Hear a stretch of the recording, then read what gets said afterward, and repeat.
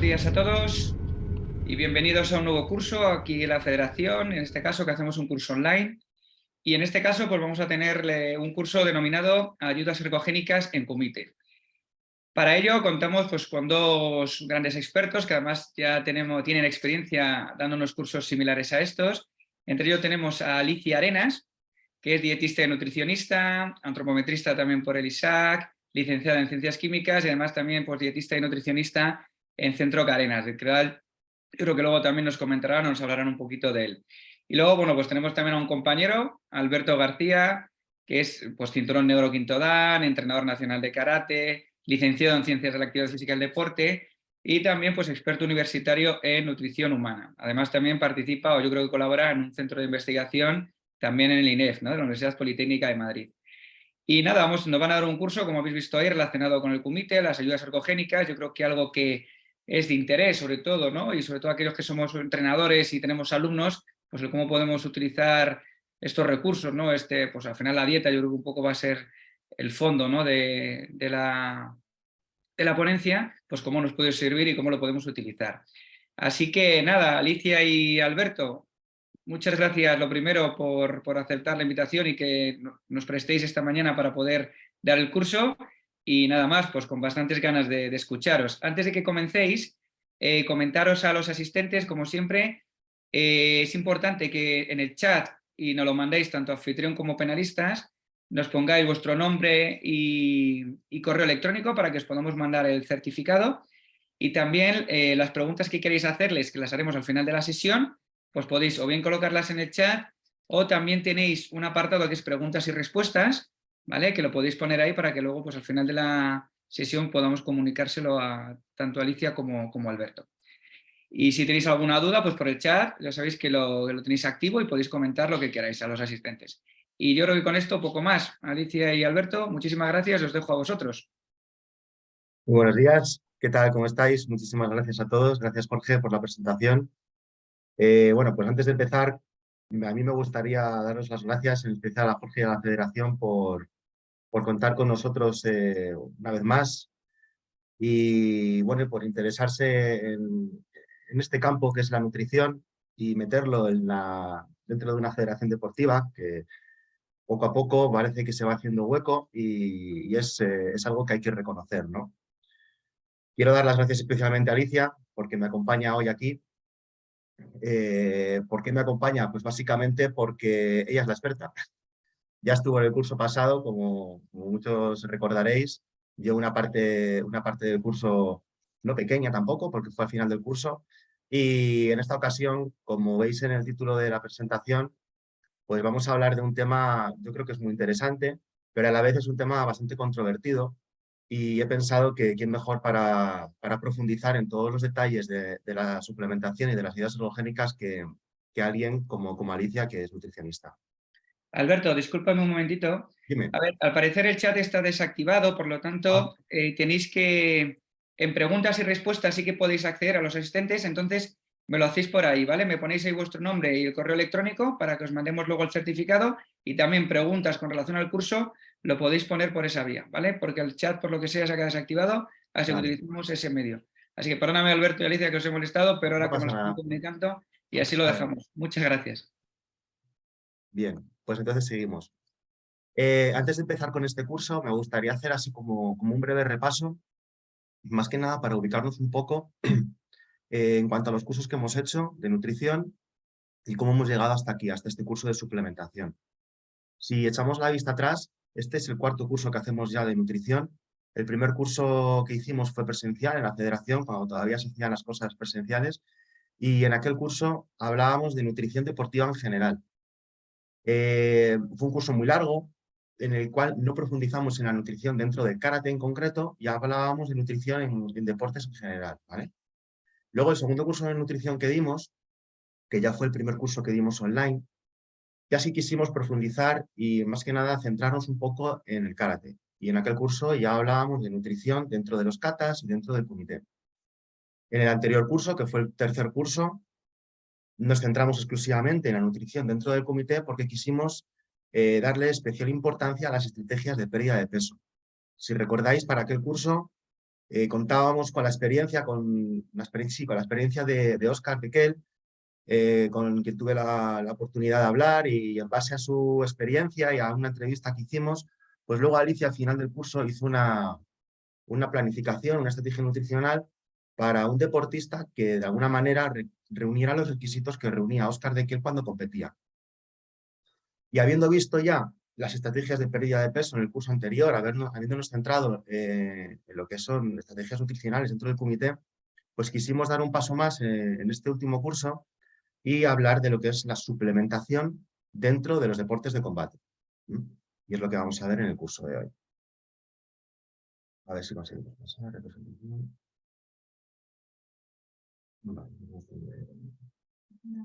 Ahora, ¿qué vamos a ver en este curso? ¿Cuál va a ser el contenido de este curso?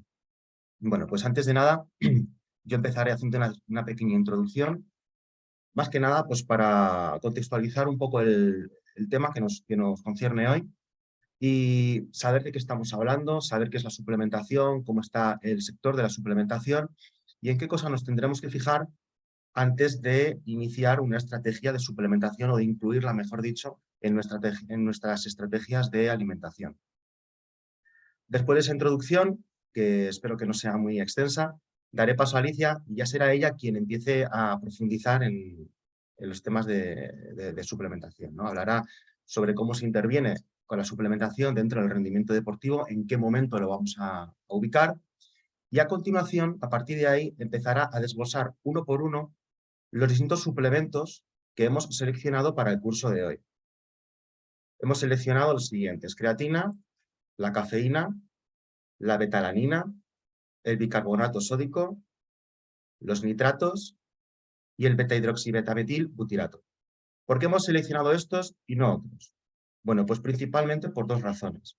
La primera es porque, como ya explicaré luego más adelante, el campo de la suplementación es un campo muy grande, es un terreno enorme y bastante farragoso, dentro del cual hay muy poca evidencia científica todavía en cuanto a muchísimos suplementos que, sin embargo, sí se comercializan. Si hacemos ese primer filtro, ya nos quedamos con muy poquitos suplementos, ¿vale?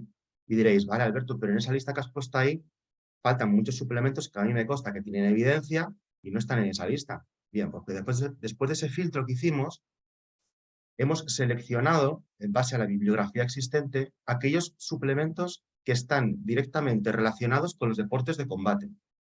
Y si me apuras, todavía hicimos un filtro más, y es que en karate hay muy poquita investigación. La hay, pero hay muy poquita.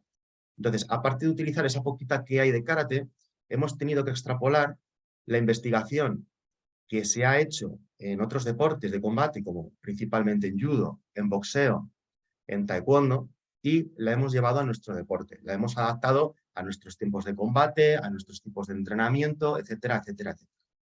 Pero aquí a lo mejor os preguntáis que por qué hay tan poquita investigación en karate. Y es que cuando se va a hacer una investigación, pues sí que hay que tener, se suele hacer en deportes que tengan una repercusión o una exposición internacional como la que puede dar el participar en unos Juegos Olímpicos. Claro. Y bueno, como ya sabéis, pues el karate ha participado en la última edición de los Juegos Olímpicos, que viene muy bien para estos aspectos, pero por eso hay también tan poquita información concreta del karate.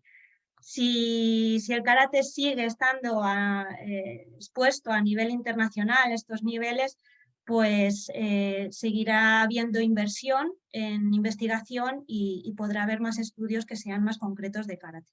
De todas formas, pues no, como decimos, de momento, para empezar con estos suplementos, tenemos más que de sobra y de hecho vamos a ver que no son todos necesarios y que no todos valen para todas las personas. Bueno, vamos a empezar ubicando un poquito, contextualizando un poco el mercado de la suplementación, ¿vale? Porque el mercado de la suplementación es una industria multimillonaria que está constantemente en ganancias y está constantemente sacando nuevos productos al mercado. De los cientos y cientos de suplementos legales que existen, que los mercados, que las distintas marcas están sacando sin parar, tenemos que tener clara una cosa, y es que solo en torno al 10-15% funciona realmente. Eso es muy poco. Eso es muy poco teniendo en cuenta la cantidad de suplementos que tenemos a nuestro alcance. Es decir, que básicamente teniendo una alimentación, una estrategia nutricional adecuada, una planificación nutricional adaptada a nuestras necesidades como deportistas y sobre todo un buen entrenamiento bien planificado y gestionando parámetros, por supuesto, como pueden ser el descanso, el estrés y demás, las ayudas ergogénicas, las que vamos a ver hoy, nos pueden ayudar, nos pueden proporcionar solo un pequeño plus de mejora, pero siempre y cuando la base, que es la alimentación y el entrenamiento, esté bien conseguida, es decir, es una base sólida, ¿vale? Si no, la suplementación nos va a dar muy poquito margen, ¿vale? Partimos siempre de que tenemos alcanzados todos los demás, ¿no? Todos los demás parámetros. Entonces, ¿por qué necesitamos ayudas ergogénicas? Como ya vimos en el curso anterior, vimos que en aquel curso estuvimos hablando de estrategias de pérdida de peso y vimos que para ese caso concreto no era lo ideal utilizar ayudas ergogénicas. ¿Por qué? Porque si nos centrábamos en las ayudas ergogénicas como el elemento principal en estrategias de pérdida de peso, al final íbamos a quitarle, a restarle importancia a lo que realmente importaba, a lo que realmente tiene peso, que es una buena estrategia nutricional y el entrenamiento. Entonces, para perder peso no nos sirve. ¿Para mejorar en el rendimiento? Pues sí, para mejorar en el rendimiento ya vamos a ver ahora más adelante que sí pueden suponer una ayuda, del mismo modo que lo pueden suponer el día de la competición, o en la etapa de competición y durante los entrenamientos.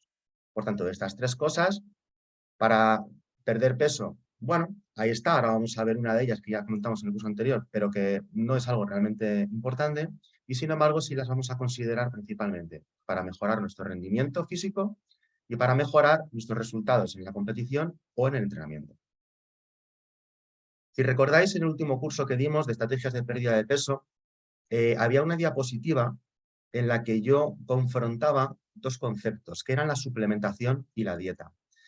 En esa diapositiva aclarábamos que, aunque sí es cierto que se anuncian suplementos para incrementar el metabolismo de la grasa y para perder peso, pues por ejemplo están muy en boga la L-carnitina y cosas así, lo cierto es que realmente sobre el organismo están muy lejos de producir los efectos que pueden producir una buena dieta, ¿vale? Y en concreto, en aquel curso, hablábamos de la cafeína, que luego hablará Alicia de ella, ¿vale? Pero la va a enfocar desde otro punto de vista a la que enfocábamos en aquel curso. Porque aunque bien es cierto que la dieta, como ya comentábamos, que la cafeína, como ya comentábamos, sí se ha demostrado que podría actuar aumentando el consumo energético y por tanto aumentando el gasto calórico, realmente, como he dicho, otorgarle demasiada importancia a la cafeína como estrategia de pérdida de peso podría llevar a reducir el impacto que es más evidente de la dieta o del ejercicio, ¿no? Por tanto, como estrategia de pérdida de peso, pues bueno, ahí tenemos la cafeína, pero que tampoco la vamos a dar demasiada importancia, ¿no? Antes de empezar a suplementar, antes de empezar a introducir en nuestras estrategias nutricionales los suplementos alimenticios, deberíamos de realizarnos una serie de cuestiones para filtrar un poco, primero, la necesidad, la conveniencia o no de tomar ese suplemento y luego qué suplemento es el que tenemos que tomar. La primera pregunta que nos debemos hacer, si analizamos un poco lo que acabo de decir, es, ¿partimos de una alimentación adecuada y de un entrenamiento bien planificado? Porque si no es así, ningún suplemento va a compensar una mala estrategia nutricional y un entrenamiento inadecuado. Partimos de la base de que los suplementos que vamos a ver aquí hoy, aunque bueno, se pueden tomar a nivel amateur, pero principalmente están pensados, y las dosis que va a hablar luego Alicia, está todo pensado para deportistas de alto rendimiento. Es decir, para deportistas que prácticamente basan su vida en el entrenamiento deportivo, y que entrenan de lunes a domingo. De lunes a domingo, incluyendo dentro de su planificación de su entrenamiento, sus días de descanso, sus días de cardio, sus días de fuerza, sus días de táctica, sus días de técnica, ¿vale? Pero que básicamente piensan en el entrenamiento. Si esa pregunta la respondiésemos de forma afirmativa, es decir, vale, sí, yo tengo una adecuada alimentación, ya estoy en ese punto de entrenamiento, estoy en un alto nivel, entreno todos los días, La siguiente pregunta que nos deberíamos hacer es, ¿ese suplemento que estás pensando tomar tiene una evidencia sólida? ¿Tiene una evidencia científica sólida que respalde su uso y sus efectos positivos? ¿Por qué digo esto? Pues porque la industria de la suplementación en general y las marcas en particular se van a agarrar a cualquier estudio científico, aunque sea un estudio individual, un estudio aislado, un estudio probablemente plagado de sesgos para sacar al mercado sus productos. ¿Y por qué están plagados de sesgos? Ostras, pues porque lo sacan las propias marcas. Una marca saca un producto y saca un estudio para, de alguna manera, justificar ese producto. Aunque ese estudio se haya hecho en ratas, en modelos celulares, y los efectos positivos que puedan incluso sacar sean mínimos. Entonces me diréis, vale, ¿y qué es una evidencia científica sólida? ¿Qué es una evidencia científica rigurosa?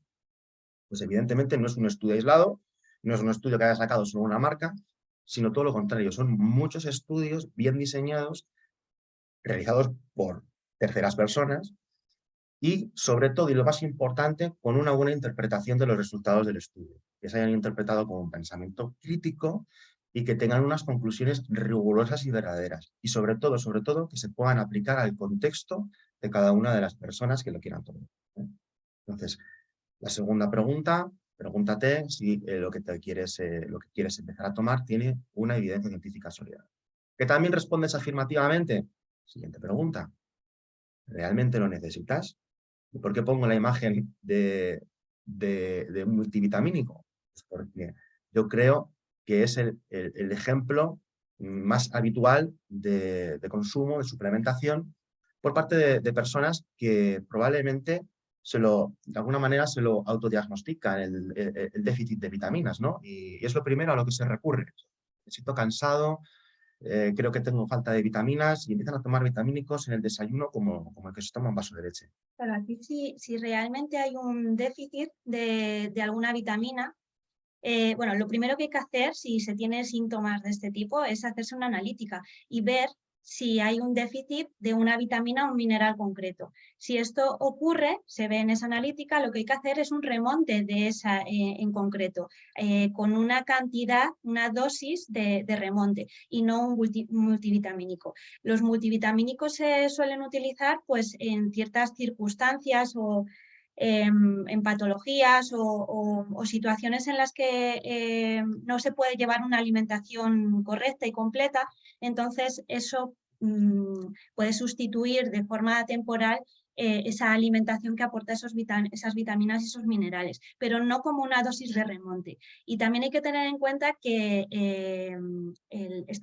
las vitaminas y los minerales no son inocuos, es decir, que puede ocurrir que haya que sea excesiva esa ingesta y bueno, pues puede tener resultados pues, negativos para la salud, ¿vale? Entonces hay hipervitaminosis, esto hay que tenerlo en cuenta, que no hay que tomarlo así a la ligera, ¿de acuerdo? Bueno, y suponiendo que también respondemos afirmativamente a esta pregunta, de que realmente lo necesitas, ¿no? Has hecho una analítica o realmente has hablado con tu Nutri y considera que necesitas el suplemento. La siguiente pregunta que nos podríamos hacer es, ¿realmente es el suplemento que necesitas? ¿Cuánto crees que te va a ayudar su consumo? ¿A qué no me refiero con esto? Pues porque ahora mismo hay suplementos en el mercado que sí que vale, que puede que funcionen, pero que son muy caros, carísimos. Y que aunque realmente funcionen, a lo mejor a ti, en tu caso particular, la diferencia es tan pequeña que no te merece la pena gastarte ese dineral. Por tanto, realmente, ¿cuánto crees que te va a ayudar, ¿no? ¿Cuánto crees que merece la pena gastarte el dineral que te vas a gastar en ese suplemento? Bien, pues crees que te merece la pena, pues realmente es el suplemento que necesitas, como decíamos, pero ¿necesitas para qué? Para ti, para tu objetivo, para tu deporte. Como ya he dicho al principio, aquí vamos a ver los suplementos que están de una manera orientados a deportes de combate. Diréis, en atletismo hay otros suplementos que también funcionan, o en natación, o yo qué sé, en otros deportes, ¿no? Por tanto, hay que alejarse de las modas. Las marcas tienen multitud de productos y, bueno, ahora mismo te metes en internet, en las redes sociales y los influencers te venden cualquier cosa. Entonces, las modas, los influencers, está bien, ¿vale? Bueno, es una manera de acercar una suplementación, pero tenemos que individualizar y adaptarlo para nuestro contexto concreto. Aunque haya suplementación que pueda mejorar el rendimiento de un tipo concreto de deporte o a un influencer concreto, a lo mejor a nosotros no, porque sus características son unas y las nuestras son otras y a nosotros no nos produzca ningún efecto beneficioso. Aquí es importante que precisamente pues tengáis toda la información y tengáis un criterio propio, porque cuando dan estos códigos promocionales de un suplemento concreto, pues vosotros tenéis que saber si realmente os merece la pena para vuestro caso concreto, no porque lo diga esa persona, ¿vale? Entonces, si es así, si realmente os es útil, por supuesto, utilizad estos códigos que Claro, no sí. estamos en A ver, contra. tampoco estoy en contra de ello, a mí me parece muy bien. Lo único que, bueno, cuando se utilicen, que se hagan con juicio, ¿no? Con un sentido crítico y saber si realmente lo necesitan. Claro, loco, ¿no?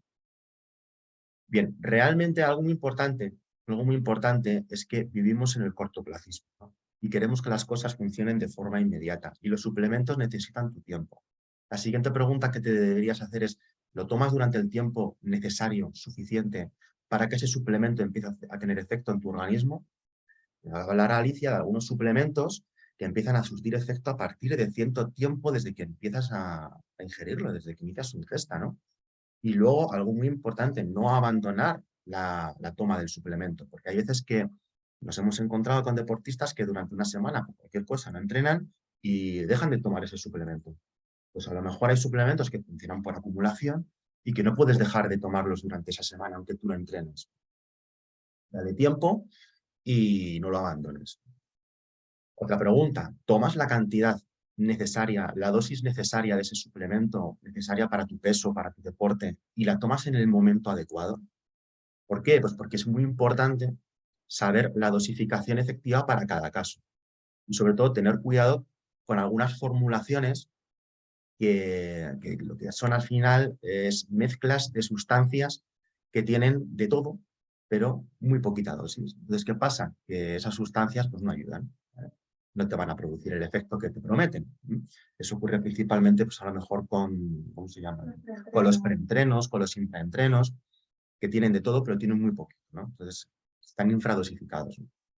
Y luego, además, como he dicho, aparte de la cantidad, aparte de la dosis, conocer el timing, el momento adecuado para determinados suplementos. Hay otros que no importa cuando te lo tomes, por mañana, cuando te lo por la noche, pero hay algunos que sí. Hay algunos que tienen un momento idóneo para realizar las tomas y para que tengan el efecto deseado en el organismo, ¿no? Y en el momento que se necesitan, sobre todo. Que si compites a una determinada hora, por la mañana o por la tarde, hay suplementos que deberías de calcular el horario de toma para que te empiece a hacer efecto en el momento de la competición o para que si sienta, para ver, para notar si te sienta bien, si te sienta mal, que no te genere problemas intestinales y demás, ¿no? Y en último lugar, la última pregunta que nos podríamos hacer, que la tengo en último lugar, pero para mí es de las más importantes, es, ¿ese suplemento que tienes en mente empezar a tomar tiene efectos secundarios? Vamos a hablar de muchos efectos secundarios relacionados con muchos suplementos y debemos de conocerlo. Debemos de conocer en qué caso es seguro tomar esa suplementación, individualizar para nuestro contexto y para nuestro perfil y para nuestro deporte, como vengo diciendo todo el rato. Y bueno, pues hecha esta introducción, como he dicho, yo iba a hacer la introducción, iba de alguna manera, he intentado contextualizar, ubicar un poco qué es la suplementación, dónde nos encontramos, a qué nos enfrentamos. Voy a dar paso a Alicia y va a empezar a hablar, en primer lugar, un poquito de intervención deportiva, de intervención en el rendimiento deportivo, dónde se ubica la suplementación cuando queremos intervenir con un deportista. Y a partir de ahí empezará a hablar uno por uno los suplementos que he comentado antes en el índice y empezando por la creatina, creo que empezará luego. Pues nada, adelante. Vale, muchas gracias Alberto por esta introducción que has hecho y también muchas gracias a todos los que estáis detrás de la pantalla por haberos interesado en este curso.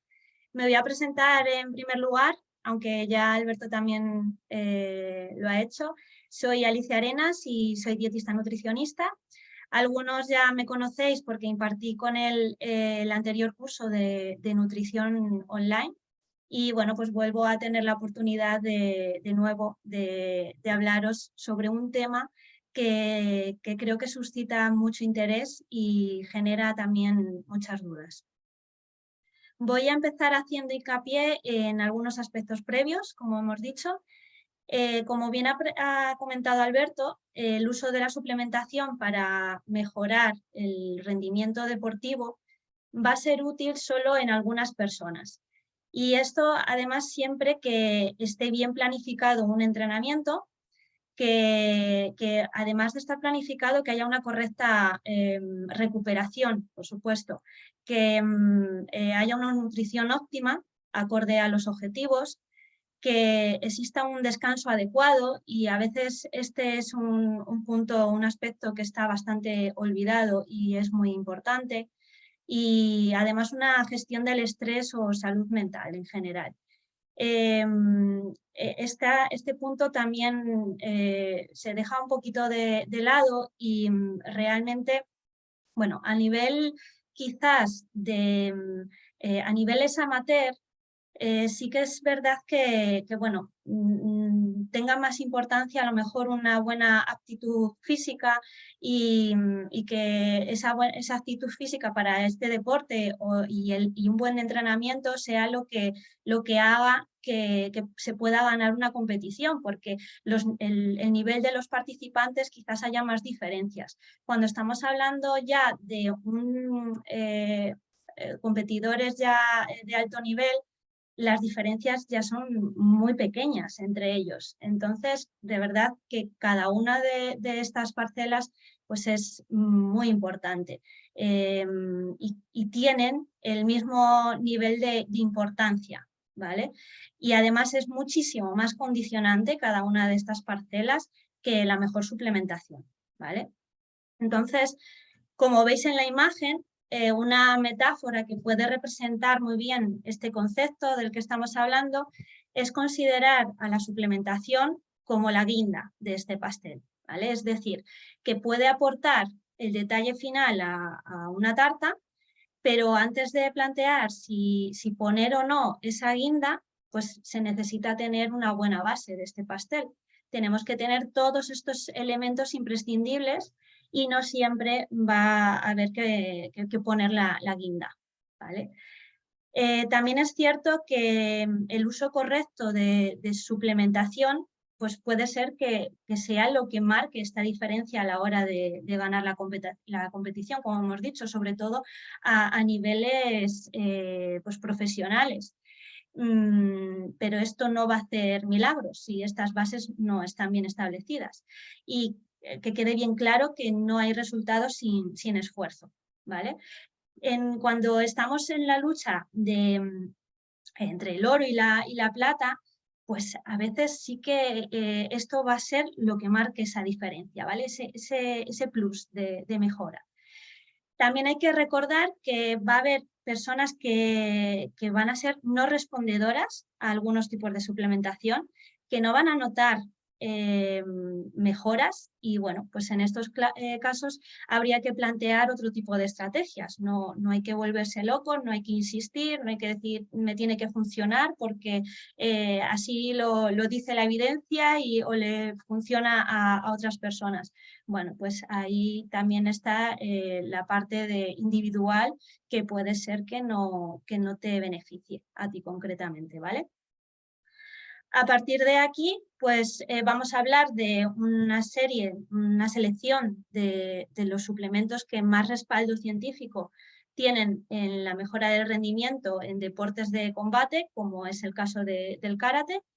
Y de cada uno de ellos, pues voy a mencionar qué son cada uno y dónde se podrían encontrar como sustancia aislada, cómo actúan y cómo podrían ayudar, cuál sería la forma de tomarlo, el timing que llamamos comúnmente, o sea, las cantidades, los horarios y demás. Y bueno, pues si existe algún efecto secundario que haya que tener en cuenta para la elección o no de su consumo, ¿vale? Este va a ser el esquema que vamos a ir siguiendo en cada uno de los suplementos y que creo que puede resolver las dudas más habituales al respecto. Bueno, empezamos con la creatina, qué es y dónde se encuentra. Pues la creatina es uno de los suplementos con más evidencia científica a sus espaldas y es sin duda uno de los más populares. Más concretamente vamos a hablar del monohidrato de creatina. Bueno, pues la creatina, como veis, está formada por 3 aminoácidos, que son la arginina, la metionina y la glicina. Se va a encontrar de forma natural en nuestro organismo, principalmente está en los músculos, el 95% de la creatina lo vamos a encontrar en ellos, pero también se puede encontrar en el cerebro, en menor cantidad. Y además también se sintetiza de forma natural en el cuerpo humano en los riñones, en el páncreas o en el hígado. Pero también se puede encontrar en alimentos que vamos a ingerir, pues como carnes o pescados azules principalmente, aunque como veis en esta tabla, pues las cantidades no van a ser muy altas.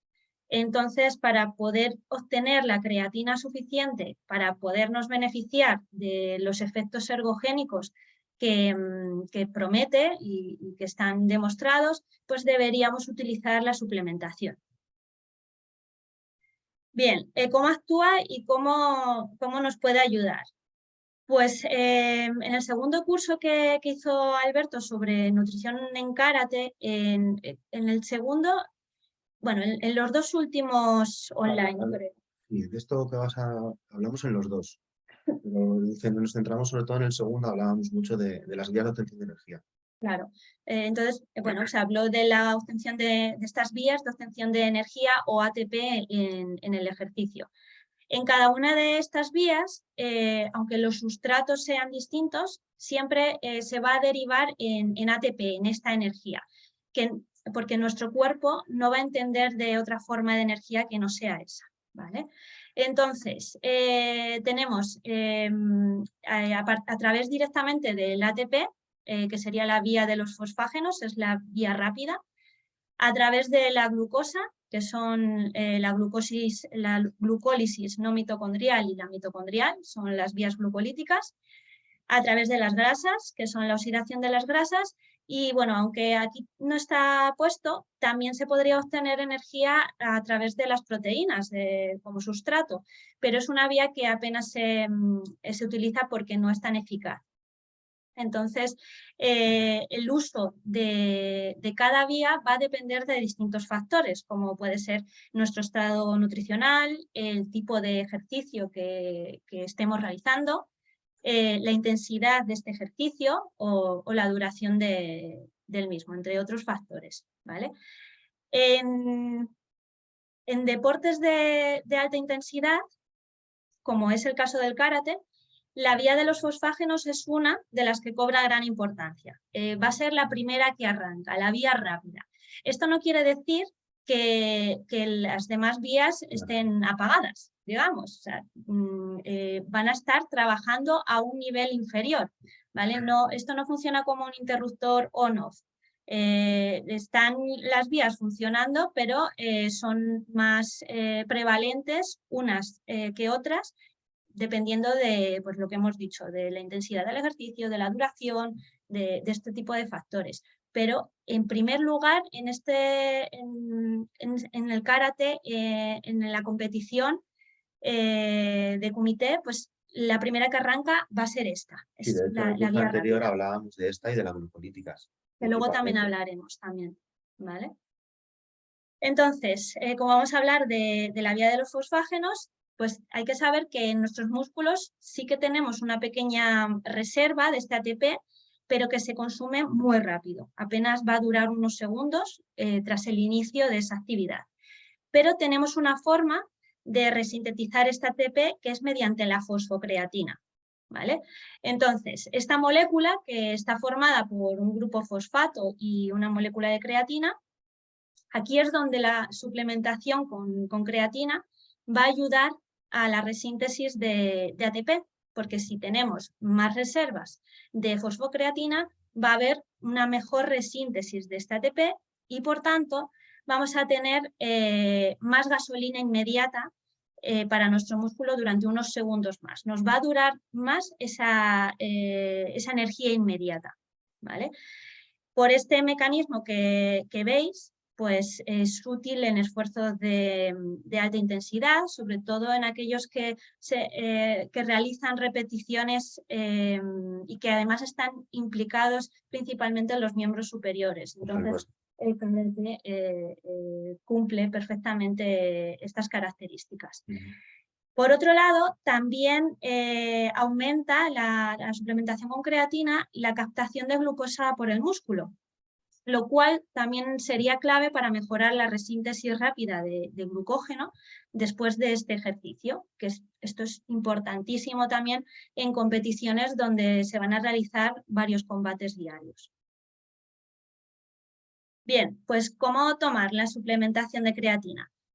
La forma más estudiada y la más segura es el monohidrato de creatina.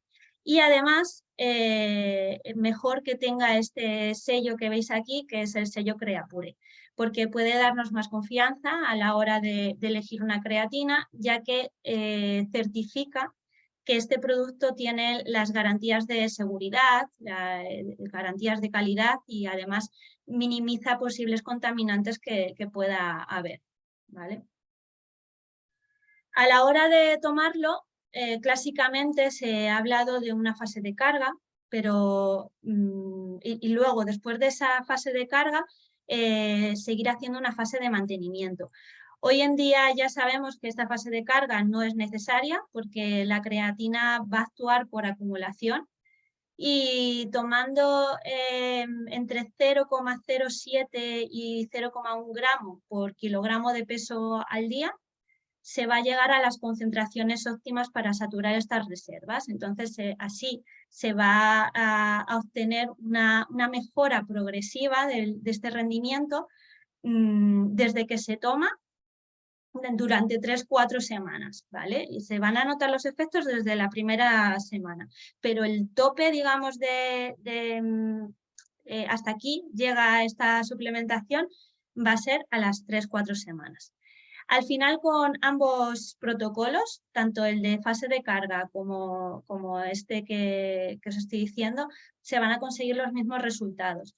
Otra cosa es la necesidad que cada uno tenga de notarlo más o menos rápido, pero de verdad que no habría necesidad de hacer la primera fase de carga.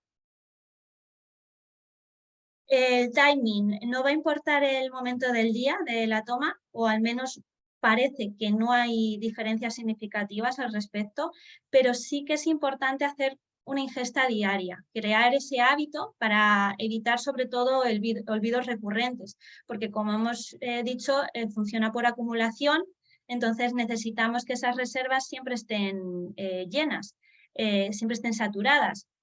Si dejamos de tomarlo varios días, pues puede ser que no pase nada. No sabemos exactamente cuándo esas reservas dejan de estar saturadas. Así que lo ideal, y además como es seguro también hacerlo, sería tomarlo todos los días para evitar estos olvidos y asegurarnos que podamos tener estos efectos positivos siempre que lo necesitemos.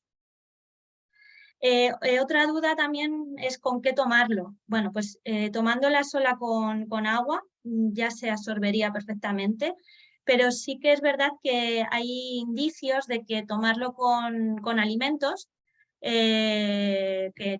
para que se eleve la insulina, pues esto sí que podría mejorar la absorción un poquito más. Puede ser con alimentos, con cualquier alimento, incluso con proteínas. La proteína aumenta también la insulina, entonces si tomáis un batido de proteína se puede tomar conjunto con la creatina. Hay gente que incluso lo toma sin nada, así con el cacito directamente, y bueno, pues esto no se ven diferencias y se absorbe bastante bien. Como digo, tomándola sola ya se absorbe bien y bueno, pues no es tan relevante tomarlo con otros alimentos. ¿Qué posibles efectos adversos se han encontrado en este consumo? La ingesta de creatina sí que puede aumentar los niveles de creatinina en sangre, pero se sabe por numerosos estudios que esto es algo normal, que no va a representar ningún daño ningún marcador de daño hepático, ni renal, ni de ningún tipo en población sana, ¿vale? Es como, esa elevación es una elevación fisiológica y bueno, pues si sale en alguna analítica este valor un poco elevado, pues lo que sí que tiene que saber el médico, bueno, pues es que se está realizando este consumo de suplementación en las dosis correctas, habituales, y que además está haciendo un ejercicio quizás intenso, que esto también eleva. Puede ser solamente por el ejercicio, el incremento de creatinina. Entonces, bueno... O sea, más que un efecto adverso, es una consecuencia. Nada, O el ejercicio o el consumo son de valores fisiológicos, pero sí que hay que ponerlos en contexto, Ujú. ¿vale? Otra preocupación que hay habitual es si retiene líquidos, el consumo de creatina. Bueno, pues lo cierto es que sí que retiene algo de líquido a nivel intracelular, que no subcutáneo, y esto es importante remarcarlo, porque no solamente no es negativo este aumento a nivel intracelular, sino todo lo contrario, ya que lo que se va a hacer es que va a hidratar la célula muscular, mejorando así el rendimiento. Entonces, ¿cuál sería la duda? Es si, bueno, al dar el peso en competición, pues sí que es verdad que tenéis que tener en cuenta que esta subida va a ser muy ligera y va a ocurrir siempre al inicio de la toma de suplementación. Entonces, cuando se llega a la competición, pues ya está estabilizada esta retención de líquido. No vais a estar entrenando durante muchas semanas en ese peso. O sea, si hay alguna variación de peso después de las 3-4 semanas que hemos visto anteriormente, que es cuando llega al tope de efectos, pues ya no es por la creatina, ¿vale? De todas maneras, la variación, y si la hay, es muy pequeña, ¿vale? Pero hay que tenerlo en cuenta. Y otro mito también bastante extendido respecto a la creatina, no sé si lo habéis escuchado alguna vez, es que puede provocar calvicie. Bueno, pues para poneros un poco en contexto sobre esto, esta idea se extrapoló de un único estudio que se realizó en deportistas de rugby universitarios, que ni siquiera se medía si la toma de creatina provocaba calvicie en concreto, ¿vale? No medían si esos jugadores se iban quedando calvos. Lo que se observó fue que en estos jugadores que tomaban creatina, eso sí, pues les aumentó la dihidroxitestosterona, ¿vale? El DHT se llama habitualmente, que es un derivado de la testosterona que sí que está involucrado en la alopecia androgenética, ¿vale? Pero no midieron si se quedaron calvos, como digo, ni tampoco las concentraciones que se encontraron de esta DHT eran tan elevadas como para provocar esta alopecia. Incluso la elevación de DHT pues también pudo ser debida al propio ejercicio intenso, que se sabe que sí que se eleva esta hormona cuando se realiza un ejercicio más intenso. ¿Y qué pasa? Que al tomar creatina, pues puede ser que realizaran un ejercicio más intenso, que es una de las mejoras que provoca esta suplementación. Entonces, esto hizo que esos valores fueran más elevados, pero como una consecuencia indirecta y no se, o sea, lo que no se vio... No se midió eso. Es un ejemplo de lo que hablábamos antes de los estudios. Este estudio no estaba diseñado para valorar si la creatina produce calvicie o no. Lo que pasa es que se malinterpretó el estudio, no se sacaron las conclusiones que se deberían y bueno, se dio el rumor de que la creatina provocaba calvicie. Eso es un ejemplo de lo que decíamos antes, un estudio aislado y que además, aparte de ser un estudio que no pretendía medir eso. Cada cosa lo suyo. Claro, además es que, bueno, este tipo de ideas pues suelen también pasar fronteras y hacerse muy notorias y de verdad, es que fue un estudio y además que no concluía lo que luego se fue diciendo. En definitiva, hasta el momento y con los estudios que hay, que como veis solamente hay este estudio al respecto, no existe evidencia ni hay datos como para decir que la creatina vaya a provocar calvicie, ¿vale? En general, tomar creatina se ha mostrado seguro incluso a dosis incluso más elevadas de las necesarias que hemos visto antes, ¿vale? Bueno, seguimos con otra suplementación, que es la cafeína. ¿Qué es y dónde se encuentra? Bueno, pues es una de las sustancias también con más evidencia científica a sus espaldas en relación a los efectos ergogénicos que tiene en el deporte y en la mejora del rendimiento. Junto con la creatina son los dos que yo creo que más se usan y son más seguros y con más evidencia y se notan más los efectos, sobre todo. Se trata de un alcaloide que es de la familia de las antinas, actúa como antagonista del receptor adenosina. Esto después lo voy a explicar, ¿vale? Para entender mejor el funcionamiento y ver cómo nos puede ayudar. Esto va a ser importante. Se encuentra también en diferentes alimentos y sobre todo se va a tomar como infusión a través del café o el té, el chocolate. También veis ahí que tiene cafeína, bebidas energéticas evidentemente. Y bueno, el té tiene cafeína, ¿vale? Aunque se llama comúnmente teína, realmente en realidad la molécula es la cafeína pero en menor proporción y se llama teína. Bueno, ahí veis un poco cantidades. Las bebidas energéticas tienen una horquilla bastante grande, ¿vale? Luego vamos a hablar un poquito quizás de esto. La cantidad de esta sustancia va a variar en función del tipo de alimento también o de las variedades de café. ¿Cómo actúa y cómo nos puede ayudar?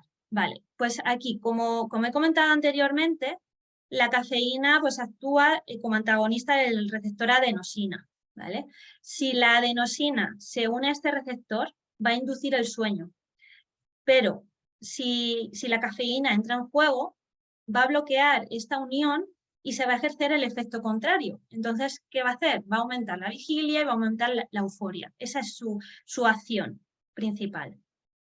Por esta razón, pues se considera que tiene propiedades excitantes, antipsicóticas, de estimulación del ánimo, disminuye también la fatiga, aumenta la vigilia o el estado de alerta y, bueno, pues por tanto es capaz de aumentar la capacidad de rendimiento físico y esto pues es muy interesante a nivel de deporte y ejercicio. Concretamente, en la competición de combate de karate, pues es muy interesante porque también va a ayudar a tomar decisiones rápidas y va a aumentar la velocidad de reacción, anticipándose a la velocidad de reacción del oponente, ¿vale?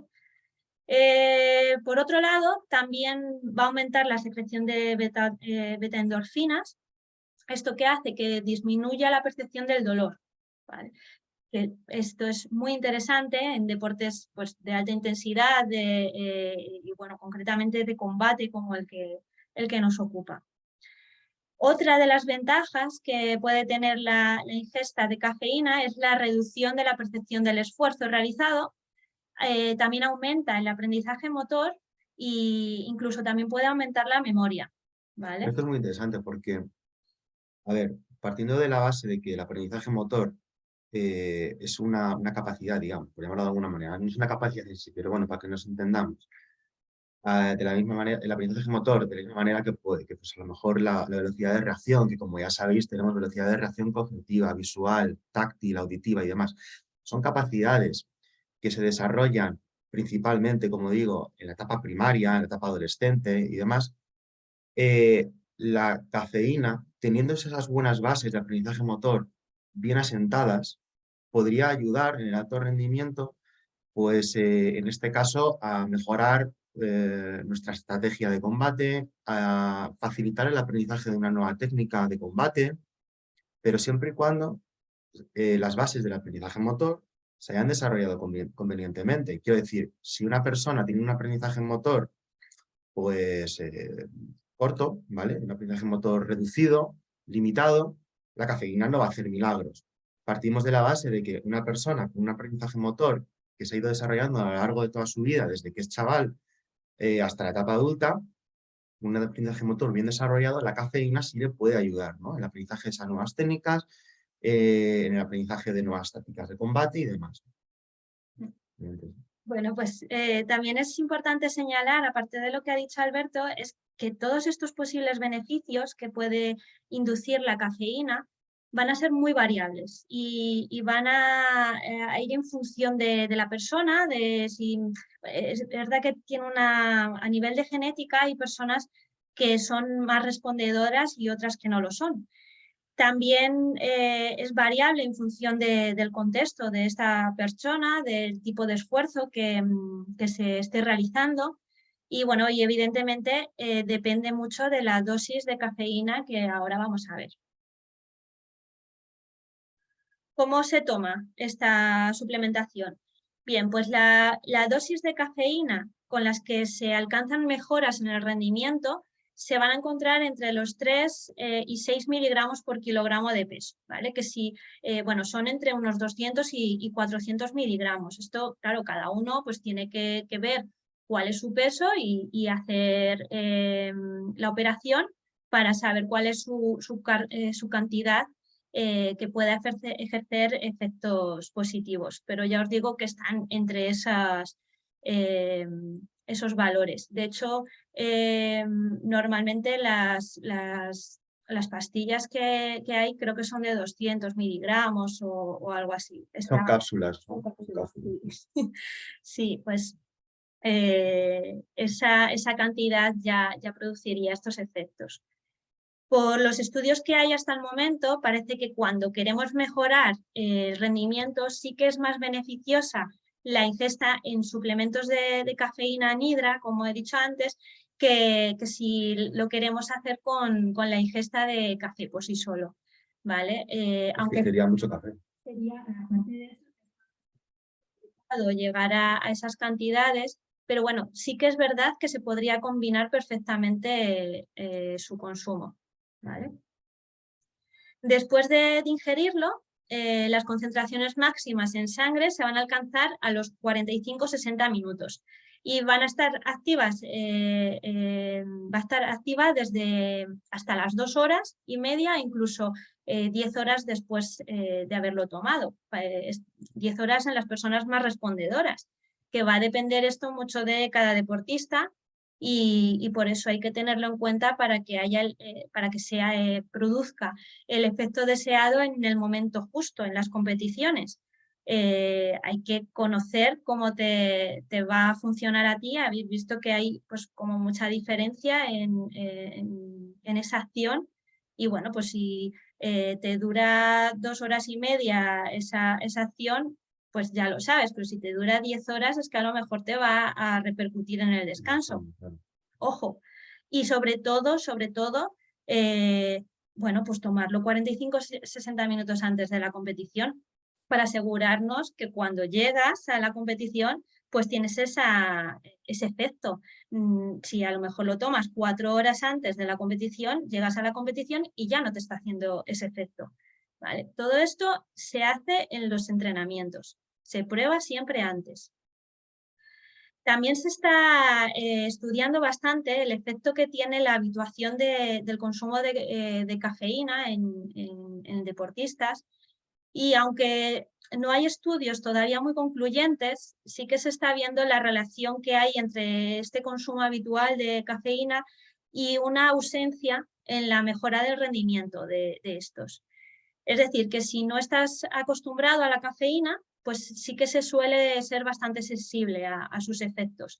Y al contrario, si hay un hábito de mucho tiempo consumiendo cafeína, pues apenas se van a notar los efectos. Y bueno, pues aquí también la genética va a influir mucho en este sentido. Posibles efectos adversos que tiene su consumo, pues en dosis habituales La cafeína en las dosis habituales que hemos comentado en la anterior diapositiva, pues va a poder presentar en algunas personas efectos secundarios leves, ¿vale? Pueden ser molestias gastrointestinales, cierto estado de ansiedad, inquietud, dolores de cabeza, temblores, nerviosismo, irritabilidad, insomnio, dependencia, taquicardia o hipertensión, entre otros, ¿vale? Esto pues hay que tenerlo en cuenta, evidentemente, y también saber que según pasa el tiempo, tomando esta suplementación, se va adquiriendo cierta tolerancia y se van a requerir dosis más altas de cafeína para que sigan habiendo los efectos deseados. Dosis superiores a 9 miligramos por kilogramo de peso ya sí que se estarían acercando más a la dosis tóxica con efectos secundarios pues más severos, que pueden ser úlceras pépticas, como veis, ataques epilépticos, coma, muerte, ¿vale? Estos últimos sí que son ya dosis altísimas, ¿vale? Que pueden llegar a más de 100 miligramos por kilogramo de peso, pero se han dado ojo, casos, ¿eh? Se ha dado casos. sí, ha habido casos en los que ha ocurrido y bueno, no sé si alguna vez habéis escuchado algún caso, porque claro, cuando ocurre pues se hace bastante, sale en todas las televisiones, se malinforma muchas veces. Yo recuerdo uno que era un chico que bueno, pues murió tras la ingesta de un complemento preentreno, en el que hay varias sustancias y entre ellas pues había una cantidad brutal de cafeína. ¿Vale? La prensa, bueno, empezó a decir que había muerto tras tomar un batido de proteínas. Pues tendría proteína también, pero no fue por eso, por lo que murió. Tenía una cantidad de cafeína muy alta y además también hizo un uso incorrecto de las tomas. Parece ser que tomó más cantidad de la que bueno, pues estaba indicada en el bote y demás. Y bueno, aquí también quiero aprovechar y bueno, meter una cuña, recordar que hay muchos suplementos que están diseñados, que tienen mezclas de muchas sustancias, que van a prometer mil cosas, porque claro, de forma individual esas sustancias pues tienen una evidencia en ciertas cosas y bueno, algunas no llegan a las dosis efectivas, pero en otros casos pueden superar dosis tóxicas. Entonces, es preferible siempre tomar suplementos aislados, mejor que en mezclas, para controlar estos factores y saber lo que te estás tomando y para qué te estás tomando eso que tú tienes específicamente esa necesidad. Y quizá aclarar también que no hay que hacer mezclas uno mismo, que se está poniendo muy de moda también algo que yo creo que es muy peligroso, que es el consumo de bebidas energéticas. Y estoy viendo barbaridades pues, de gente que mezcla esas bebidas energéticas, bueno, no vamos a decir marcas, pero da igual, todo el mundo sabe de lo que estamos hablando, y mezcla esas bebidas energéticas con unos contenidos de cafeína y demás altísimos con otros suplementos. Entonces, claro, eso es una bomba de relojería. Al final no puede salir bien. Claro, bueno, habéis visto antes la imagen donde estaban las cantidades en distintos alimentos y precisamente la bebida energética es que tiene una horquilla muy, muy grande de la cantidad de cafeína que pueden llegar a tener. O sea, Por que no pueden hablar llegar a de tener hasta otras cosas. 500 miligramos de cafeína y a eso le sumas otros excitantes. Azúcar a aburrir. Y bueno, y ya si no lo mezclan con alcohol. Entonces, bueno, pues ojo también con esas cosas. Y volviendo a la cafeína en concreto, en general y en mi opinión, creo que no se debería abusar de su consumo, sobre todo no cronificarlo, ¿vale? Porque puede crear una dependencia que es que cuando no se toma, un día no se toma y no se es capaz ni de entrenar. ¿Vale? Entonces, una estrategia en este sentido podría ser hacer descansos de 1 a 2 semanas o dejarla únicamente para los entrenamientos que sean más intensos, que se pueden utilizar como para hacer pruebas de tolerancia de la cafeína, y, por supuesto, para la propia competición, habiéndolo probado anteriormente en los entrenamientos. Vale, seguimos con la betalanina, que es un aminoácido no esencial que se sintetiza en el hígado, que por sí mismo no va a tener un efecto ergogénico, pero que cuando se consume de forma externa puede unirse a otro aminoácido que se llama histidina y va a formar carnosina en el músculo. Que la carnosina, es la que sí que puede tener efectos positivos en relación al ejercicio. Bien, tanto la carnosina como la betalanina se encuentra principalmente en el tejido muscular. Por ello, los alimentos que son fuente de este aminoácido pues son las carnes de ternera, de cerdo, pollo o pescado en menor proporción. Aún así, pues también es verdad que a través de la comida pues es prácticamente imposible llegar a las cantidades mínimas para que podamos tener ese efecto ergogénico. Y quizás os estéis preguntando que por qué no tomar entonces directamente carnosina, que es la que está haciendo ese efecto, o por qué no tomar la betalanina acompañado de la histidina para que se forme esta carnosina. Bueno, pues en primer lugar la carnosina tiene muy baja biodisponibilidad. Cuando la ingerimos no llega al músculo, que es realmente donde se necesita este efecto, porque se va a ir degradando muy fácilmente cuando va pasando por el tracto gastrointestinal. Y por otro lado, la histidina no tiene tampoco sentido ingerirla porque es realmente la betalanina la que es el aminoácido limitante. Es decir, la histidina ya está en gran cantidad en el músculo y bueno, pues cuando llega la betalanina, está ahí ya la histidina esperando para transformarse en carnosina. ¿Cómo actúa y cómo nos puede ayudar este suplemento? Bueno, pues como he comentado anteriormente, el efecto ergogénico se va a obtener realmente a través del subproducto de la unión de la betalanina con histidina, que es la carnosina. La carnosina se encuentra en el músculo, principalmente como hemos dicho, y tiene la capacidad de ejercer efecto buffer, ¿vale? Es decir, que va a amortiguar la acidosis metabólica. Vamos a desarrollar un poquito esto ahora y vamos a volver otra vez a recordar las vías de obtención de energía. Y aquí la vía glucolítica pues va a tener también va a tener una alta demanda en deportes de alta intensidad, como es el caso de combate. Cuando se obtiene energía por esta vía, pues va a aumentar el ácido láctico, que se va a disociar aumentando así la concentración de iones hidrógeno. Entonces se va a producir la acidosis metabólica. ¿Y cuál es el efecto más temido de esta acidosis metabólica? Pues la fatiga muscular. Entonces, como hemos dicho, la carnosina va a ejercer un efecto tamponador. Se va a liberar directamente en esta situación y va a ir atrapando el exceso de estos iones hidrógenos que se están produciendo. Y de esta manera se va a retardar la fatiga muscular. Por ello, pues nos interesa que esté siempre disponible la cantidad suficiente de carnosina en el músculo.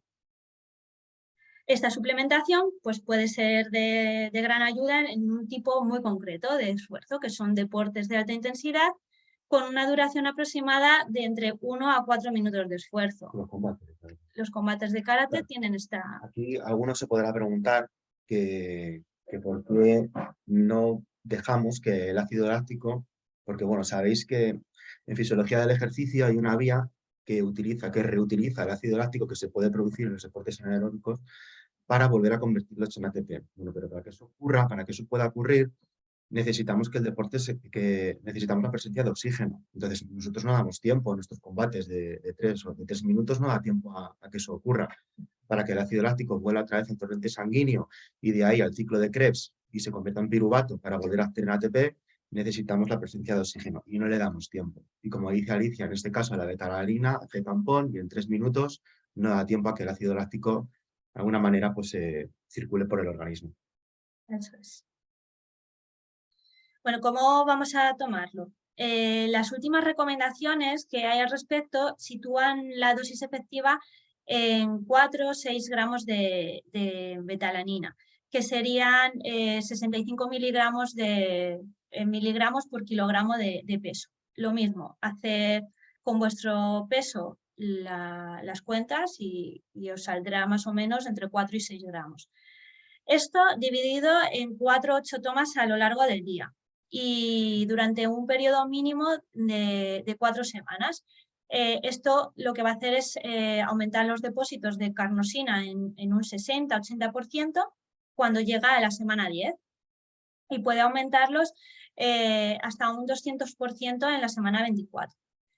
A priori va a dar igual si se toma antes o después de entrenar, ya que, bueno, como hemos visto, va a funcionar por acumulación, pero sí que lo más efectivo es la ingesta crónica. Ocurre lo mismo que con la creatina, ¿vale?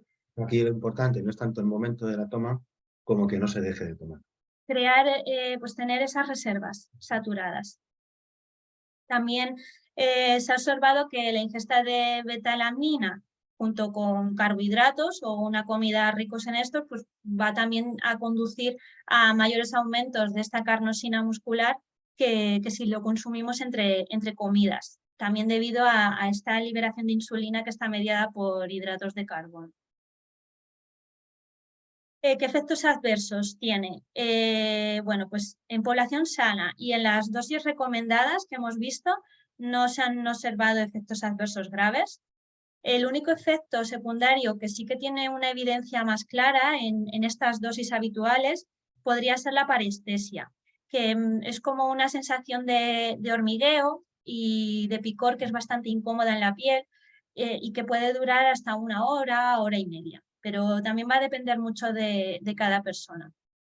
Por este motivo, también es recomendable pues, tomar estas dosis divididas en varias tomas, como hemos visto. Seguimos con el bicarbonato sódico, que lo voy a mencionar rápidamente porque actúa de forma muy similar a la betalanina. Entonces ya el mecanismo pues lo hemos visto un poco anteriormente. Se trata del suplemento posiblemente más barato que existe. Es un antiácido que se ha podido utilizar incluso en la cocina, a lo mejor lo tenéis, que se utiliza como leudante en repostería. También puede ser un remedio que en algunos casos se utiliza para aliviar la acidez de estómago. También se utiliza en la fabricación de bebidas con gas, en cosméticos, en productos de limpieza. Bueno, que la verdad es que tiene muchos usos variados. ¿Cómo actúa y cómo nos puede ayudar? Bueno, pues como he dicho, pues también ejerce un efecto tampón de los iones hidrógeno que están producidos en este ejercicio de alta intensidad, pero en este caso va a ocurrir a nivel extracelular, ¿vale? La betalanina ocurría a nivel intracelular, en la célula muscular, era donde se ejercía directamente ese efecto. Aquí lo que va a ocurrir es que va a disminuir el pH sanguíneo porque va a haber una diferencia de acidez, entonces salen estos iones hidrógeno del músculo hacia la sangre y pues esto ocurre para que se restablezca el equilibrio y así se facilite esta contracción muscular durante más tiempo. Como va a actuar a varios niveles, o sea, a distintos niveles, pues se ha observado que en diferentes estudios pues puede ser muy útil la combinación junto con betalanina para reducir esta fatiga muscular, debido a ese efecto sinérgico que tienen ambas sustancias juntas, ¿vale? Sería más efectivo en este caso en deportes de alta intensidad que duren entre 30 segundos y 12 minutos. También estaríamos dentro, ¿vale? ¿Cómo se toma el bicarbonato? Pues la cantidad efectiva se sitúa en torno a los 300-500 miligramos por kilogramo de peso. Y el pico de efectividad se sitúa entre los 60 y los 180 minutos tras la ingesta. Pero como veis, aquí hay mucha variabilidad y depende de cada persona. Lo que sí que, bueno, pues hay que probarlo y ver cuándo pues a cada uno le está haciendo ese efecto. Esto no funciona por acumulación, entonces sí que hay que tener en cuenta este timing previo a la competición para que haga efecto en ese momento, si es que realmente necesitamos esta suplementación, ¿vale? Los efectos adversos, bueno, pues este es el punto más crítico de este suplemento. Son efectos muy habituales, son muy molestos y además son dosis dependientes. Es decir, que a mayor dosis va a haber más efectos. Y estos efectos, bueno, pues estamos hablando de náuseas, de dolor abdominal, de distensión abdominal y gases, entre otros, ¿vale? Hay que tenerlo muy en cuenta y valorar si realmente merece la pena. En cualquier caso, pues se podrían minimizar estos efectos dividiendo la toma en varias ingestas de menos dosis, aunque sí que parece ser que, bueno, pues se ve más efectividad si se realiza una única ingesta antes del entrenamiento o el campeonato. Y bueno, también si se consume junto con alimentos ricos en hidratos de carbono, puede disminuir estos efectos secundarios. Dedicar a prosódicos, meterte esto en el cuerpo. Es que no es fácil, no es algo que se meta uno fácilmente en la boca, que lo digieras luego con facilidad. Es muy Es complicado. que son muy comunes Es un estos suplemento, efectos. bueno, lo hemos metido porque tiene su evidencia, pero Y hay sobre que tener todo, cuidado. o sea, se utiliza sobre todo para aumentar los efectos de la betalanina, Claro. ¿vale? Por sí solo, pues aparte de todo esto, de todos estos efectos, pues bueno, hay que valorarlo, Hay que evaluar mucho mucho y ver, preguntarse muy bien porque, si porque realmente... si a ti no notas estos efectos secundarios, para adelante. ¿Vale? Y además te hace efecto, pues qué suerte, qué bien, ¿vale? Uy, no. Además, claro, al aumentar la ingesta de sodio a través de este bicarbonato sódico, pues esto hay que tenerlo en cuenta si estamos tratando con personas que precisen de una restricción de sodio en la dieta, como puede ser si personas que tienen una dietoterapia porque tienen hipertensión arterial, entonces tienen que tener una alimentación baja en sodio. Pero bueno, si hablamos de atletas sanos, realmente este factor no es realmente preocupante. Lo son más los otros. Seguimos con otra suplementación, en este caso los nitratos, que bueno, pues su uso y su estudio para el rendimiento deportivo es bastante más reciente y bueno, algo más limitado, pero sí que se están viendo resultados muy prometedores y por eso vamos a verlo. El nitrato de la dieta es un nitrato inorgánico que se encuentra naturalmente en algunas verduras como la remolacha, la rúcula o las espinacas. Bien, pues una vez ingerido el nitrato a través de los alimentos, se va a transformar en nitrito en la misma boca a través de unas bacterias que se encuentran en la lengua. Después se va a absorber pasando a la circulación, que es donde se va a ir distribuyendo pues, a otras partes del cuerpo.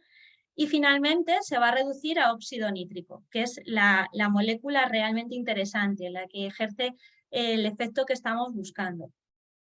Esta vía de obtención de óxido nítrico que estamos viendo es independiente de la óxido nítrico sintasa, ¿vale? Que vamos a llamarla NOS, la veréis en los libros y demás. Y se ha visto que en deportes de alta intensidad, pues, esta vía es más efectiva que la vía dependiente de la óxido nítrico sintasa, de la NOS.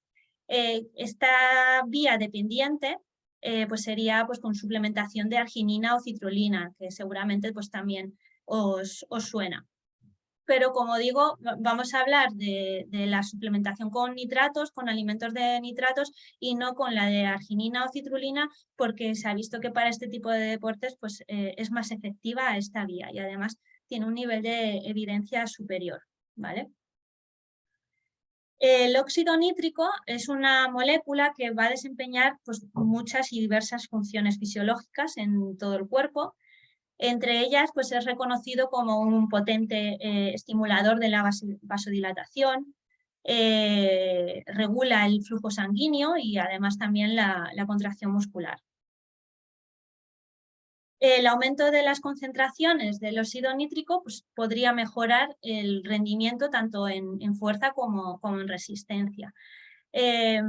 ¿Cómo es posible esto? ¿Qué es lo que hace? Pues va a mejorar el transporte de los nutrientes necesarios durante el esfuerzo, va a haber una mejor síntesis de proteínas en el posesfuerzo, además de mejorar el transporte de oxígeno en el músculo y retrasando así pues, la fatiga muscular. También va a mejorar la velocidad de resíntesis de fosfocreatina, que ya vimos que era una que ayuda a la resíntesis de ATP, esa energía inmediata y rápida que necesitábamos en los primeros segundos de esa competición. Y bueno, pues la forma alimentaria que más se está estudiando para aumentar estos niveles de óxido nítrico es la suplementación con ingesta de zumo de remolacha. Podréis pensar, ¿y por qué no con rúcula o con espinacas, que habíamos visto que también son alimentos ricos en nitratos? Pues es que de hecho la rúcula tiene más cantidad de nitratos por cada 100 gramos de alimento que la propia remolacha. Pero aquí entra en juego un factor muy importante, que es muy importante en muchos casos, que es que se ha visto que la matriz del alimento pues, ejerce efectos sinérgicos y bueno, concretamente la remolacha, que contiene una gran cantidad de antioxidantes, esto va a hacer que aumenten la vida media del óxido nítrico, entre otros factores. Por eso los estudios que se están realizando se están pues, haciendo concretamente con este zumo de remolacha. ¿Vale? Pero es importante aclarar una cosa. Cuando hablamos del zumo de remolacha, que a lo mejor a algunos se le ha venido a la cabeza aquellos zumos que se pusieron también de moda en un momento dado, esos zumos detos de color verde y cosas así, que no valen, o sea, que no cumplían lo que prometían, ¿no? Claro, eso prometía que detoxificaba el organismo y eso no es cierto. Eso detoxificaba tu conciencia después de un fin de semana un poco sobrado, pero realmente los efectos sobre el organismo eran mínimos. Lo que quiero decir es que esto no tiene nada que ver con eso, ¿vale? Esto es un suplemento con su base científica, con su soporte, y aquello no tenía ni pies ni cabeza, ¿vale? Esto es otra cosa. Aquí lo que se está estudiando es los nitratos. Y bueno, pues el zumo de remolacha tiene mucha cantidad de nitratos. También se ha visto que la granada, aunque no lo he puesto antes, la granada tiene bastante menos cantidad de nitratos que estos alimentos, pero como también tiene una matriz con muchos antioxidantes, también se están viendo efectos bastante positivos al respecto. Entonces, que tengáis en cuenta que no solamente es cantidad de nitratos, es que hay veces que esa matriz engloba otras sinergias que son muy positivas, ¿vale? Pero sí, lo que ha dicho Alberto de los zumos detos, esto no es un zumo detos, no tiene esta función. Que tampoco tiene esos beneficios, o sea, que estamos hablando de beneficios sobre la contracción muscular, sobre el flujo sanguíneo, no tiene nada que ver. Simplemente lo decía por si a alguno se le haya venido a la cabeza, ¿no? Esa relación. Pero bueno, los zumos detos no solamente no detoxifican, no tienen esa función, sino que el cuerpo ya tiene órganos que se encargan de ello, ¿vale? Como son los riñones, el hígado y demás. Así que, bueno, pues eso que quede claro, aunque no tenga nada que ver con lo que estamos. Vale, no es un zumo detox. ¿Cómo lo vamos a tomar? Pues aunque no hay muchos estudios que establezcan un consenso, pues parece que deberían ingerirse al menos 500 gramos de zumo de remolacha, con un máximo de 1000 gramos, porque bueno, a partir de esa cantidad no se ven que aumenten los beneficios. En estas cantidades pues hay como unos 300, 600 miligramos de nitrato dentro de ello. Es verdad que claro, no podemos saber exactamente la cantidad exacta si no lo hacemos nosotros en nuestra casa, pero que sepáis que se está consensuando estas cantidades porque sí que se están viendo efectos positivos. La toma de este zumo pues debería realizarse dentro de los 60-150 minutos previos al ejercicio. También es cuando vamos a notar esos efectos, ¿vale? ¿Y cómo se hace este zumo? Pues a nivel casero pues se puede cocer o hacer al vapor la remolacha y directamente licuarla para tomar ese jugo, ¿vale? También venden estas remolachas ya cocidas, que vienen envasadas y demás. Entonces, Bueno, pero aquí todos tienen mucha conciencia medioambiental y antes que comprarlo envasado en plástico, no cuesta ningún trabajo comprar la latija y una cocerla tú, ¿no? Es una no. putería. Vale, efectos adversos que tiene. La evidencia que hay disponible hasta el momento pues, sugiere pocos efectos secundarios con esta suplementación de zumo remolacha. Sí que hay algún reporte anecdótico de algún deportista que ha manifestado pues, molestias gastrointestinales. Entonces, por ese motivo, pues, seguimos insistiendo en probarlo en los entrenamientos. Además, para que lo sepáis y decidís que este es vuestro suplemento y vais a tomarlo, pues la ingesta continuada pues hace que cambie el color de la orina y se vuelva pues un poquito más rosita. Lo digo para que no os asustéis y si veis ese cambio de color, que sepáis que puede ser por la ingesta de este zumo de remolacha, ¿vale? Que no vayáis corriendo a urgencias y por este motivo, si, bueno, si coincide que lo estáis tomando, ¿vale? Y ya vamos a ir terminando con los suplementos que hemos seleccionado. Terminamos con el HMB, que son las siglas del beta-hidroxi betametilbutirato. Bueno, pues se trata de un metabolito natural de la leucina. La leucina es un aminoácido esencial que forma parte de las proteínas y que además es clave para iniciar los procesos de la síntesis de proteínas. Es producido de forma endógena tanto en animales como en humanos. Y a pesar de que nuestro cuerpo pues, lo va a sintetizar a través de esta leucina que ingerimos a través de alimentos proteicos como la carne, los lácteos, pescados, huevos o legumbres, solo se va a convertir el 5% en este HMB y necesitamos 3 gramos diarios de HMB para que tenga un efecto ergogénico. Por tanto, necesitaríamos unos 60 gramos de leucina, que es mucha cantidad, para poder obtener la cantidad óptima de este HMB. Estamos hablando de unos 600 gramos de proteína de alto valor biológico diario y son 600 gramos de proteína, no 600 gramos de carne, no 600 gramos de pescado, ¿vale? Entonces estamos hablando de más cantidad de carne y más cantidad de pescado. De ahí que haya que recurrir a la suplementación si realmente necesitamos este efecto ergogénico. Bien, ¿cómo actúa y cómo nos puede ayudar? Pues el HMB es anticatabólico de las proteínas musculares.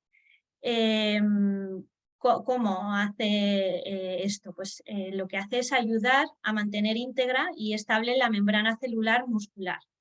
Y esto, bueno, pues ocurre sobre todo en el esfuerzo, cuando hay una predisposición catabólica del músculo, pues puede venir bien. Como no aumenta la retención de agua, podría ser útil en periodos en los que se tiene que bajar de peso para poder entrar en la categoría de competición. Y además se sigue realizando un entrenamiento intenso.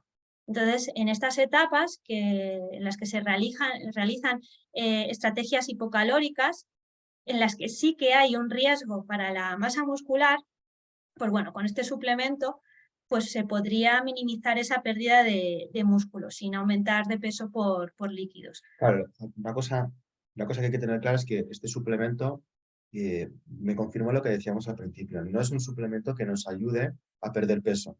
Es un suplemento que si estás siguiendo una estrategia de pérdida de peso o cualquier cosa, o quieres entrar en la categoría o por lo que sea, este suplemento lo que hace es colaborar en que esa pérdida de peso no provenga de la pérdida de masa muscular, ¿no? O sea, es un anticatabólico, como has dicho, de las proteínas musculares. Eso es. Bueno, lo que sí que hay que matizar respecto a este suplemento, que aunque hay algún estudio que sí que sugiere buenos resultados, pues es cierto bueno, que todavía no hay una evidencia contundente, pero lo mencionamos aquí porque en este libro que veis, Burke y colaboradores, sí que lo proponen como estrategia en etapas de pérdida de peso o más agresivas para poder entrar en una categoría de peso concreta. Como digo, a ver, es que realmente, aunque hay una predisposición catabólica del músculo después del ejercicio, esto sobre todo ocurre en sujetos que están comenzando a entrenar. Cuando ya se lleva mucho tiempo, ya son personas, ya tienen una experiencia. Este catabolismo después del ejercicio es mínimo, pero sí cuando hay una restricción calórica, una estrategia hipocalórica, ahí ya sí que se pone más en riesgo esta masa muscular. También es verdad que esto se puede paliar con una buena estrategia nutricional. Pero ¿Consideras en tu estrategia nutricional una posible pérdida de masa muscular? La puedes compensar. Si se hace una buena estrategia nutricional, Eso no ocurre. es que es muy difícil que se pierda masa muscular, ¿vale? ¿Cómo se toma? Pues actualmente se propone ingerir 3 gramos de HMB como la dosis más segura que hay y eficaz para que se pueda obtener el máximo beneficio. La forma a elegir de esta HMB puede ser tanto cálcica como libre y son muy parecidas en cuanto a biodisponibilidad y en cuanto a los efectos en la masa muscular. Estos 3 gramos se van a repartir en 2 tomas. La primera va a ser media hora antes del inicio del entrenamiento y la segunda una media hora después de finalizar este entrenamiento. La vida media de esta sustancia en el organismo es de aproximadamente 2 horas y media y luego pues, va a volver a alcanzar otra vez valores basales pues, como a las 9 horas de administrar. ¿Y esto que habría que tomarlo si sigues una estrategia de alimentación, de pérdida de peso? Claro, es que es un caso muy concreto y que incluso que no haría falta. Pero bueno, como digo, pues lo hemos propuesto porque sí que se propone en diversa literatura. ¿Qué efectos adversos puede tener? Pues es verdad que la seguridad del HMB ha sido ampliamente estudiada, hay recientes metaanálisis al respecto y no se han observado efectos adversos ni sobre enzimas hepáticas, ni sobre la función renal, ni el colesterol, ni los glóbulos blancos, ni la hemoglobina, ni el azúcar en sangre. Además, este HMB pues, puede disminuir la presión arterial, el colesterol total y además la LDL. Entonces, especialmente para personas con hipercolesterolemia, que pues esto puede ser más que un efecto adverso, pues puede considerarse un efecto beneficioso extra. Pero bueno, pues hay que tenerlo en cuenta.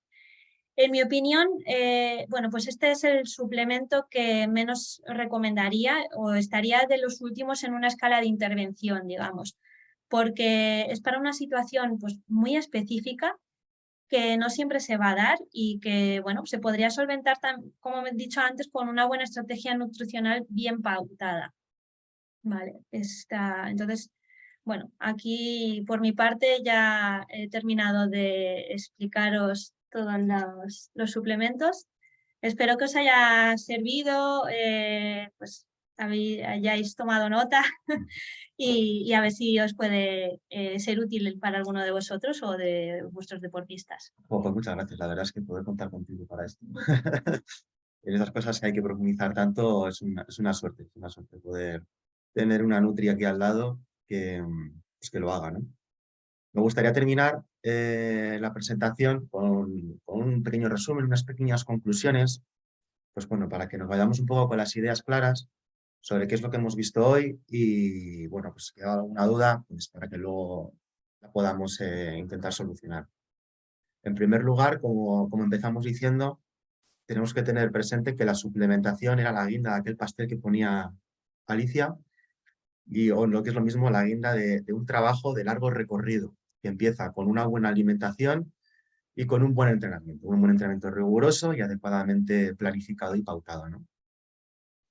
En segundo lugar, que ningún suplemento de los que hemos visto es indispensable, ningún suplemento de los que hay en el mercado es indispensable, pero a su vez todos los que hemos visto en un momento dado pueden tener efectos positivos para un deportista concreto.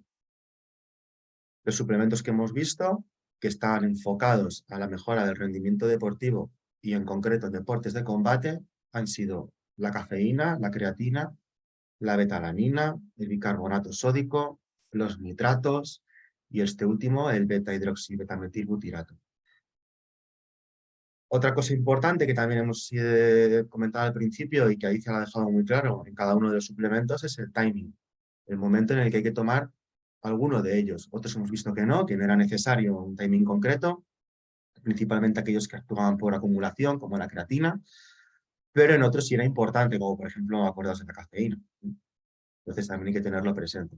Y luego otra cosa muy importante que también hemos visto es que los resultados de la ingesta de suplementación son resultados que siempre vamos a notar a largo plazo. La infradosificación no provoca efectos beneficiosos en el rendimiento. Ojo con esas formulaciones que tienen poco de muchas cosas. Y lo contrario, tener muy presente que la sobredosificación puede provocar efectos secundarios que pueden ir desde efectos secundarios leves, moderados o graves en función de algún caso, ¿no? Hablábamos de efectos secundarios como hormigueos en los dedos que, bueno, no eran nada preocupantes, pero luego hemos comentado algún suplemento de efectos secundarios más graves, la cantidad de taquicardias e incluso a la muerte, hablábamos de la cafeína, ¿verdad?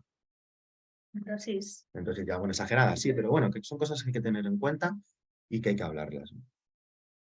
¿Qué más hemos visto? Bueno, que los efectos beneficiosos generales, así resumida, que puede experimentar un deportista utilizando estos suplementos que hemos visto en el curso de hoy, y siempre y cuando, insistimos, que lleve una buena alimentación, un entrenamiento bien pautado, descanso y demás, pues han ido desde disminución de la percepción de fatiga, aumento de la producción de energía, mejorar la contracción muscular, mejorar el estado de alerta, disminuir la percepción del dolor, entre otros casos, ¿no? Luego, por el contrario, hemos visto también que existen efectos secundarios perjudiciales, ya no solo para el rendimiento deportivo, sino algo más grave para la salud, que podrían ser molestias gastrointestinales, náuseas, como vimos en el carbonato sódico, creo que fue, ansiedad, dolores de cabeza, insomnio, dependencia, parestesia, que era lo del hormigueo, taquicardia, hipertensión arterial, etcétera, etcétera. En definitiva, que, bueno, antes de empezar a suplementarnos, nos tenemos que hacer las pertinentes preguntas para valorar si realmente necesitamos suplementarnos o no, a ver con qué, y valorar los efectos beneficiosos y los efectos secundarios o perjudiciales que pueda tener ese suplemento. Bueno, pues nada más. Visto esto, esta es un poco la bibliografía que hemos utilizado para elaborar este curso. Muchísimas gracias a todos, a todas, por escucharnos y nada más, estamos a vuestra disposición si necesitáis formular alguna pregunta, si la habéis hecho, que nos lo cuente ahora Jorge y a ver si sabemos responderla. Bueno, pues muchísimas gracias, Alicia y Alberto. Creo que ha sido un curso muy interesante, me ha gustado mucho, la verdad, y creo que es algo que está en auge, ¿no? Y además, bueno, estamos en el deporte, ¿no? Conocer esto que habéis comentado, cómo tomarlo, cómo no tomarlo, qué consecuencias puede tener, qué beneficios puede haber. Ojo, me ha parecido muy, muy chulo.